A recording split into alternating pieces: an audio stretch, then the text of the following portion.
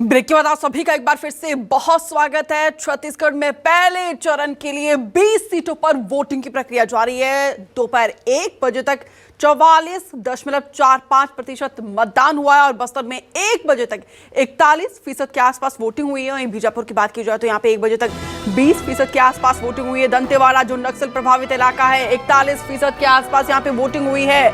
कबीरधाम में 1 बजे तक 40% वोटिंग हुई है। खैरागढ़ की बात की जाए यहाँ पे 44%। देखिए किस तरीके से लोग लोकतंत्र के इस महापर्व में आके अपनी जिम्मेदारी को निभा रहे हैं। मौला मानपुर में 56% मतदान हुआ है। नारायणपुर नक्सल प्रभावित इलाका है लेकिन इसके बावजूद यहाँ पे 30% मतदान हुआ। राजनांदगांव हाई प्रोफाइल सीट 41% के आसपास यहाँ पे वोटिंग हुई है। कांकेर 59.88% सबसे ज्यादा यहाँ पर अभी तक वोटिंग हुई है। तो 1 बजे तक ओवरऑल 44.55% वोटिंग हुई है और जगह जगह की तस्वीरें सबसे पहले हम आप तक पहुंचाने की कोशिश कर रहे हैं।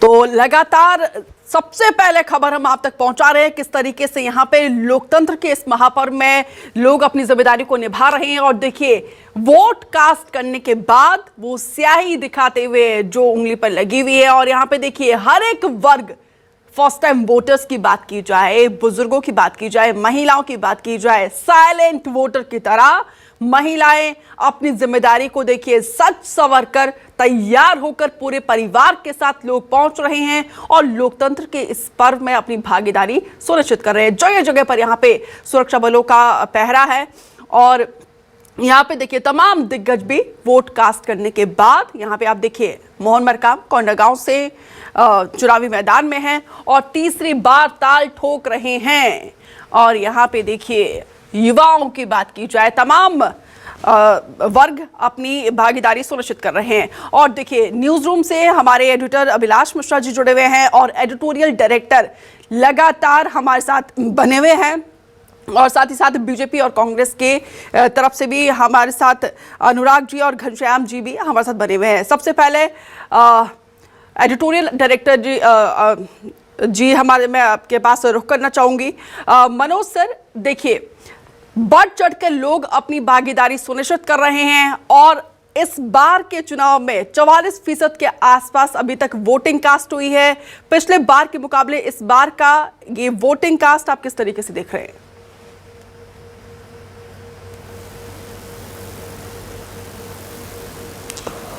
देखिए दरअसल नवंबर महीना जो होता है छत्तीसगढ़ में वो धान कटाई का महीना होता है और किसान जो है सुबह उठ के सबसे पहले अपनी प्राथमिकता में जो है वो खेतों को देता है और खेतों की ओर जाके धान कटाई करता है। तो मुझे ऐसा लगता है कि महिलाएं जो हैं वो जल्दी से अपने घर का काम निपटा के पहले वोट कर लेती हैं। सबकी अलग अलग प्राथमिकता होती है। मेरा ऐसा मानना है खासतौर पे जिन इलाकों में वोट प्रतिशत कम दिखाई दे रहा है, जहाँ पर केवल 3 बजे तक ही वोटिंग होनी है, तो मेरा ऐसा अनुमान है कि धान कटाई और दूसरे ज़रूरी काम के कारण फर्स्ट हाफ में वो अपने मूल काम जो है जो उनके जीवन यापन से संबंधित है उन कामों को निपटा के फिर जो है वोट करने जाते हैं। कुछ लोग ऐसे होते हैं जो पहले जल्दी से यदि पता करते रहते हैं कि अभी सुबह ज़्यादा भीड़ तो नहीं है, ज़्यादा लंबी लाइन तो नहीं है, तो कुछ लोग ऐसे होते हैं जो जल्दी से वोट करके फिर अपने कृषि संबंधी कार्य निपटाते हैं। लेकिन गांव में वोटिंग का क्रेज जरूर रहता है लोगों को और गांव में ज़्यादा से ज़्यादा मतदान होता है। नक्सल प्रभावित इलाकों की बात करें तो वहाँ पर थोड़ी स्थिति अलग होती है क्योंकि वहाँ सीधे सीधे नक्सली जो है वो चुनाव बहिष्कार की धमकी देते हैं और वोट डालने वालों को जो है उंगली काटने की धमकी देते हैं। इस तरह की धमकी के कारण जो है वहाँ पे ज़रूर जो अंदरूनी इलाके हैं वहाँ पर थोड़ा सा मतदाता डरे हुए होते हैं। हालांकि उनकी बहुत इच्छा होती है कि वो वोट डालें और अपने पसंद के प्रत्याशी चुनें, लेकिन वहाँ पे दहशत इतनी ज़्यादा है क्योंकि पिछले 20 साल से ज़्यादा समय से वहाँ पर लगातार नक्सली जो है वो चुनाव का बहिष्कार करते आए हैं और लगातार वो धमकी देते रहते हैं मतदाताओं को कि वो वोट ना डालें। तो इस कारण से जो उन इलाकों में थोड़ी सी जो है अभी तक की स्थिति में वोट प्रतिशत की कमी दिखाई दे रही है। लेकिन मैदानी इलाकों से जो खबरें आ रही हैं वो बहुत ही उत्साहजनक है। जबरदस्त उत्साह मतदाताओं में देखा जा रहा है।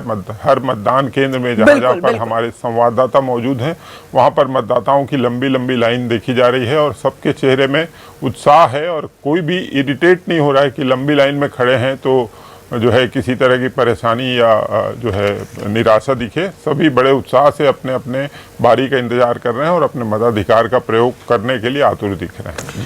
जी बिल्कुल, यहाँ पे लोकतंत्र के इस पर्व में बढ़ चढ़कर लोग अपनी जिम्मेदारी को निभाते हुए नजर आ रहे हैं।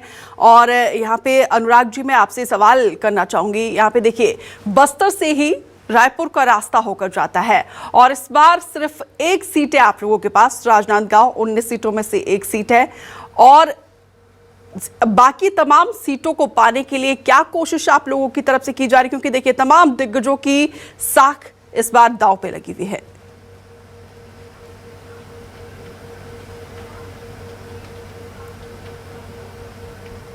कांग्रेस के वादों को देख लिया और वो समझ गए हैं कि कांग्रेस सिर्फ वादे करते हैं, पूरे नहीं करते हैं। उनको अब भारतीय जनता पार्टी के 15 साल के कार्यकाल याद आ रहे हैं कि कैसे उन्होंने बस्तर के विकास के लिए सड़कों का जाल बिठाया। बस्तर में जैसे वहाँ के मूल आदिवासी व्यक्ति शिक्षित हो, इसलिए मेडिकल कॉलेज और विश्वविद्यालय खोले।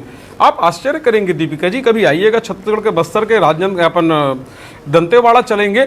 एक परिसर के अंदर 50 से अधिक शैक्षणिक संस्थाएं, एजुकेशन हब दंतेवाड़ा में बना। यह भारतीय जनता पार्टी के कार्यकाल में बना और जनता को अब वो सारी चीजें याद आ रही हैं। और माननीय नरेंद्र मोदी जी के 9 वर्ष के कार्यकाल में आम आदमी तक जो सुविधाएं पहुंचनी चाहिए, वो सुविधाएं कैसे पहुंचे, ये जनता समझ गई है कि भारतीय जनता पार्टी की डबल इंजन की सरकार होगी तभी ये होगा। केंद्र की नरेंद्र मोदी जी वहां से आवाज भेजते हैं, ये सरकार नहीं पहुंचने देती। जैसी भारतीय जनता की पार्टी की सरकार बनेगी, पहली कैबिनेट में यह फैसला होगा कि हम उन गरीबों को आवास देंगे। तेंदुपत्ता जो आदिवासी क्षेत्र का सबसे बड़ा आर्थिक रीढ़ है, इन्होंने 2 दिन मात्र तेंदुपत्ता खरीदी की। हम 5,500 में तेंदुपत्ता खरीदेंगे और 4,500 रुपए बोनस देंगे और साथ में हमारे समय की चरण पादुका योजना, साड़ी योजना, छात्रवृत्ति, जनरल बीमा, ये सारी चीजें देंगे। छत्तीसगढ़ एक शांत प्रदेश बनेगा। कांग्रेस के आते ही चाहे कवर्धा की बात करें, चाहे बस्तर की बात करें, धर्म की लड़ाई इस स्तर पर पहुंच गई है कि शमशान तक धर्म की लड़ाई चली गई। शांत प्रदेश रहेगा छत्तीसगढ़, ये पूरा भरोसा भारतीय जनता पार्टी ने जिताया है। धर्मांतरण एक बड़ा मुद्दा है और इसी इलाके पे आज वोटिंग हो रही है। घनश्याम राजू जी, 75+ का इस बार आप लोगों ने नारा दिया है और यहाँ पे कड़ी चुनौती कहीं ना कहीं बीजेपी की तरफ से भी मिल रही है।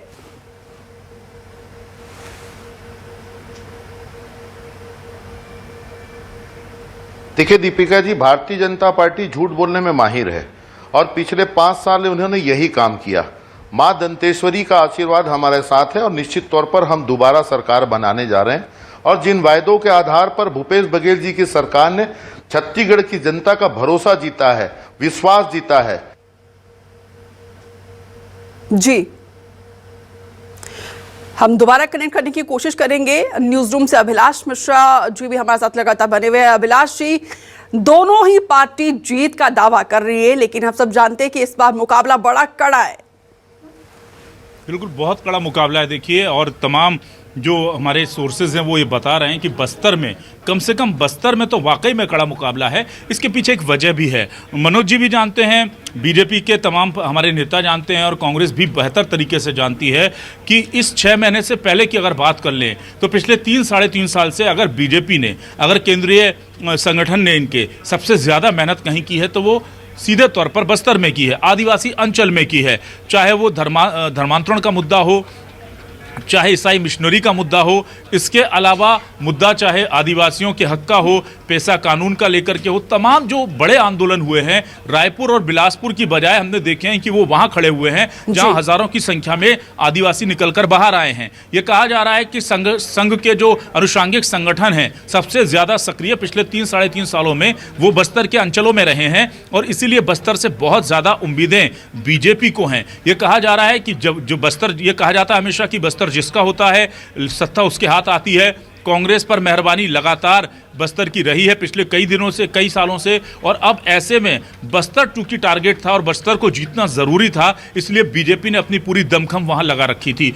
अगर मैं पिछले 6 महीनों की बात हटा देता हूं, जिसमें राजनीतिक सियासी सरगर्मियां बहुत तेज थी दीपिका, तो उसके पहले के जो बड़े दौरे हमें याद आते हैं, चाहे वो संघ प्रमुख के हों, चाहे संगठन के बड़े नेताओं के हों, चाहे बड़े केंद्रीय मंत्रियों के हों, वो आदिवासी अंचलों या बस्तर के आसपास हुए हैं। कुल मिलाकर के ये तय है कि बीजेपी का सबसे बड़ा स्टेक इस वक्त बस्तर पे लगा है, क्योंकि उसके पास खोने को कुछ नहीं है, वहां सिर्फ पाने और पाने के लिए है। और कांग्रेस भी अपने बस्तर का सबसे मजबूत जो किला है, सबसे मजबूत जो दुर्ग है, उसे अभेद बनाकर रखना चाहती है, उसे बचाकर रखना चाहती है। बिल्कुल बिल्कुल, यहाँ पे हम सब ने देखा कि किस तरीके से पीएम मोदी लगातार आते रहे हैं, गृह मंत्री, तमाम शीर्ष नेतृत्व यहाँ पर आके पार्टी के पक्ष में माहौल बनाने की कोशिश की जा रही थी।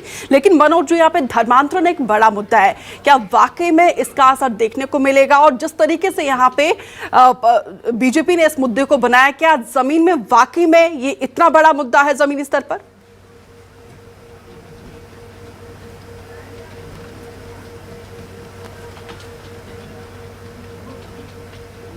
पिछले साल 1.5 साल से देखें तो कई सारे ऐसे मामले आए जहां पर इतनी भयावह स्थिति थी कि अंतिम संस्कार के लिए शव को जो है पूरा 24 घंटे 48 घंटे तक इंतज़ार करना पड़ता था और जिला प्रशासन की पूरी टीम जाती थी तो भी स्थिति को संभालने में भारी मशक्क़त करनी पड़ती थी। तो निश्चित तौर पर नारायणपुर में, जगदलपुर के आसपास के गाँवों में, चित्रकूट में, इन सभी जगहों पर धर्मांतरण का मुद्दा पिछले 1.5-2 सालों से काफ़ी छाया हुआ रहा और ये कहा जा रहा था कि वहाँ पर ईसाई मिशनरियाँ जो है वो काफ़ी सक्रिय हुई हैं और जिसके चलते उन इलाकों में धर्मांतरण बढ़ा है। और स्थिति कुछ जगहों पर ऐसी बताई जाती है कि गांव की 60 से 65% आबादी जो है वो धर्मांतरित हो चुकी है। ठीक है मनोज जी, मैं आपके पास लौटूंगी, माफी के साथ मैं आपको इंटरप्ट कर रही हूँ। घनश्याम लाडू जी भी हमारे साथ बने हुए। घनश्याम जी, यहाँ पे देखिए, हम सब ने देखा कि किस तरीके से बीजेपी ने पूरी ताकत झोंक दी है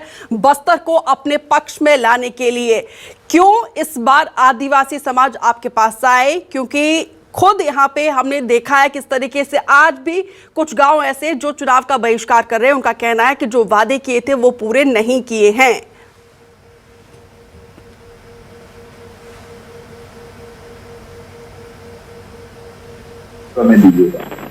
हम बीच में भरोसे और ईमानदारी के साथ जवाबदेही की सरकार में बैठे हुए हैं जी। तो आदिवासियों से हमने भरोसा किया, दिलाया था कि उनकी भारतीय जनता पार्टी शासनकाल में छीनी हुई जमीनें थी, हमने उसे लौटाने का काम किया।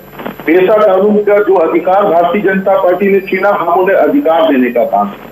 जिस प्रकार से वनोपज की खरीदी करके आर्थिक रूप से मजबूती का विषय था, हमने आर्थिक रूप से संपन्न करने का आदिवासियों के समाज को काम किया। देखिए, आदिवासी मूल समाज जल, जंगल और जमीन के मूल मालिक है, जिसको छीनने का काम प्रदेश में भारतीय जनता पार्टी और डॉक्टर रमन सिंह जी की सरकार ने किया था।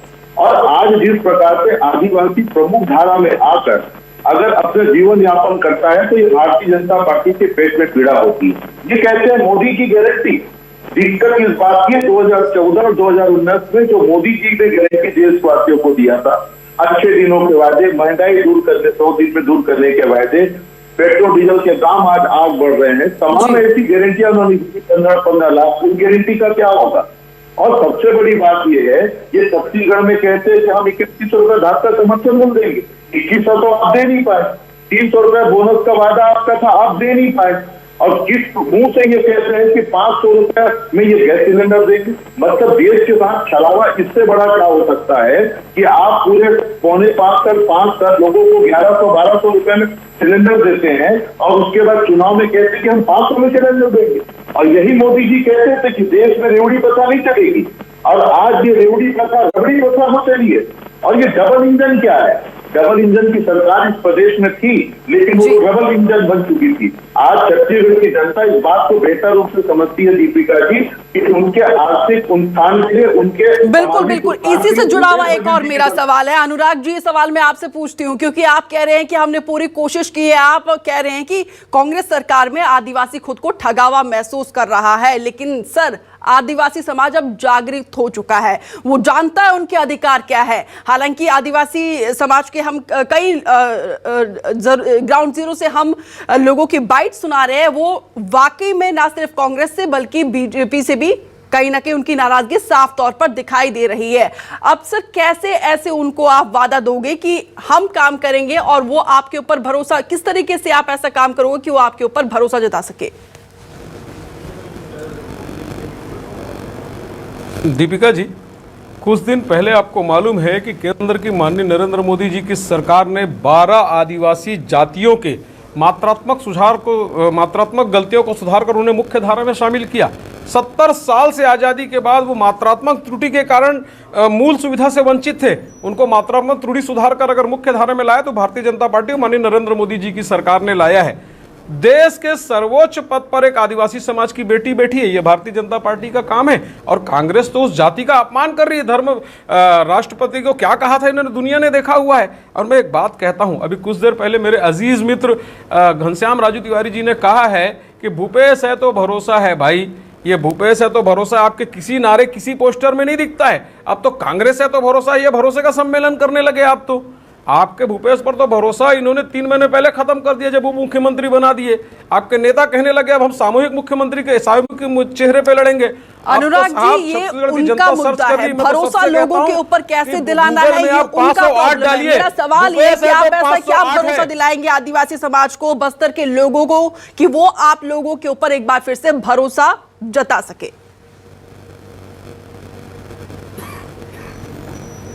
दीपिका जी, मैंने तो पूरा बताया ना आपको, मात्रात्मक त्रुटि से लेके यहाँ तक। और हमने अभी वादा किया है, हमारी सरकार के टाइम में आदिवासियों ने देखा है कि 7 दिन से ऊपर तेंदुपत्ता की खरीदी होती थी। इनके कार्यकाल में 2 दिन तेंदुपत्ता की खरीदी हुई है। हम वापस तेंदुपत्ता।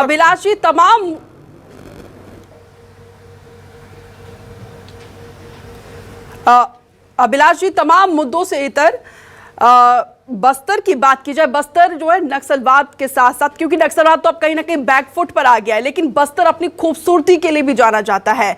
तो टूरिज्म के मैप पर बस्तर अभी तक उस तरीके से उभर कर क्यों नहीं आया? इसके पीछे की वजह क्या लगती है?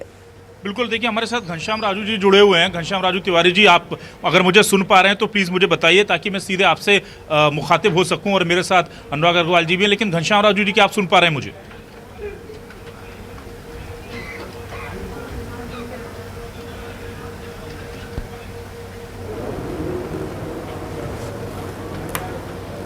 घनश्याम जी, मैं आपको सुन नहीं पा रहा हूं, क्या आप मुझे सुन पा रहे हैं घनश्याम जी? लगता है संपर्क नहीं हो पा रहा है।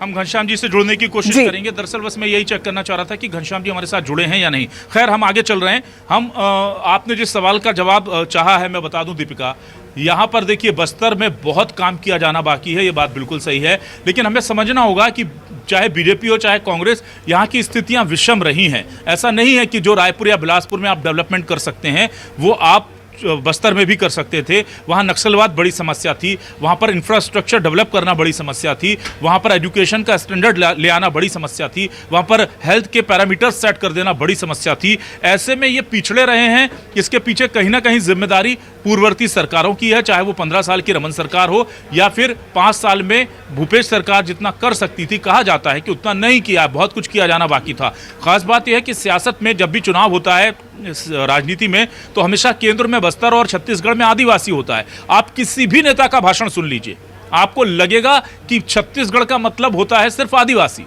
लेकिन जब आप आदिवासी इलाके में जाकर देखेंगे तो आपको लगेगा कि इनके लिए विकास का मतलब सिर्फ रायपुर, बिलासपुर, दुर्ग और 1-2 शहर जो हैं वो हैं।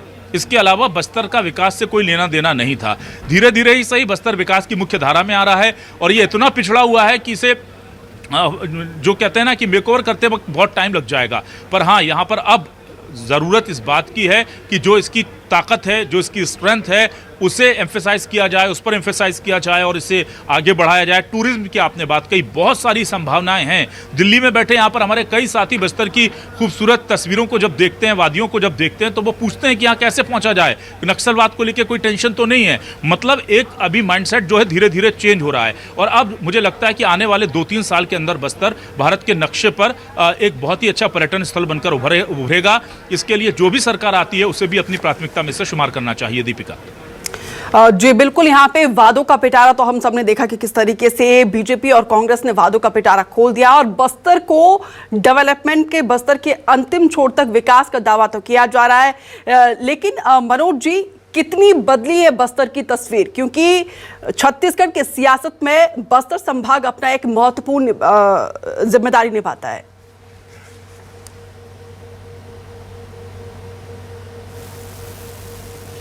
बिल्कुल दीपिका, देखिए बस्तर के बारे में ये कहा जाता है कि यहाँ की जनजातीय संस्कृति जो है, आदिवासी संस्कृति, वो विश्व प्रसिद्ध है। यहाँ पे जो जनजातियाँ पाई जाती हैं और उनकी जो विशिष्ट सांस्कृतिक पहचान है, ये पूरे दुनिया भर के मानव शास्त्रियों के लिए बड़े आकर्षण का केंद्र रहे हैं। शुरू से ब्रिटिश काल के समय से यहाँ पर मानव शास्त्र के बहुत सारे मानव शास्त्री आए, वहाँ रहे और उनकी संस्कृति का अध्ययन करके इसको देश दुनिया में फैलाया।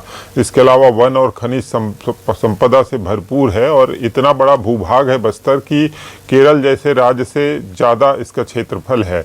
तो निश्चित तौर पर ये सभी दृष्टि से बेहद संपन्न है।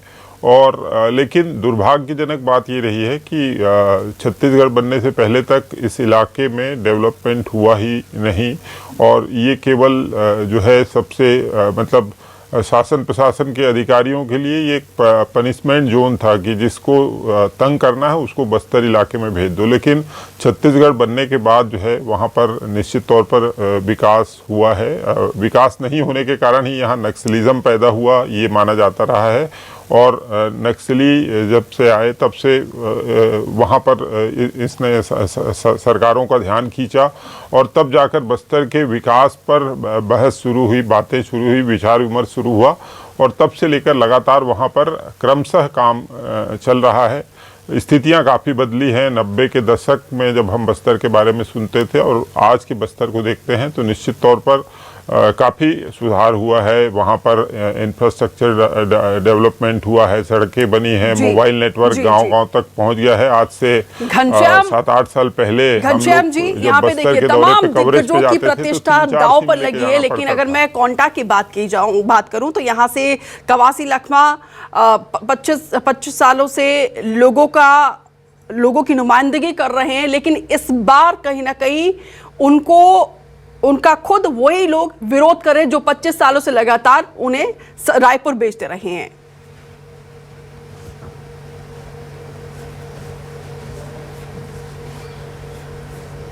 देखिए, बस्तर के विषय पर बात करूं, जो प्रश्न आप व्यक्तिगत रूप से कवासी लखमा जी के कर रहे हैं, कवासी लखमा जी बस्तर सुकमा क्षेत्र के वो आम नागरिक और आम कांग्रेस के कार्यकर्ता हैं जिनको लगातार वहां की जनता आशीर्वाद देती रही है।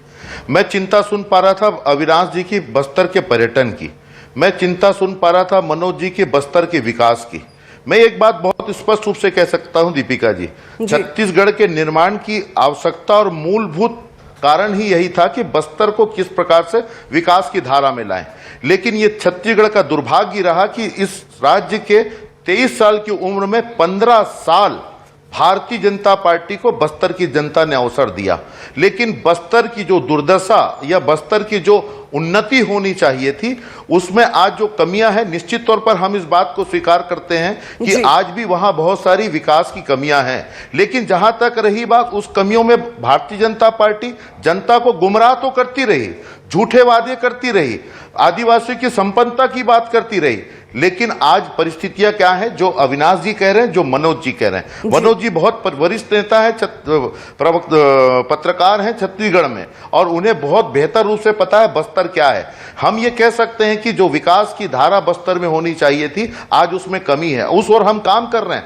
राम वन पथ गमन जो पर्यटन की एक नई धारा इस प्रदेश में माननीय मुख्यमंत्री भूपेश बघेल जी ने बनाई है, वो कारण ही यही है। और हमें तो इस 5 साल में 3 साल काम करने को मिले हैं। 2 साल कोरोना काल की विपरीत परिस्थितियों में काम हमारे साथ जीरो रहा। यहाँ पे रुकने एक छोटे से ब्रेक के लिए जल्द लौटेंगे।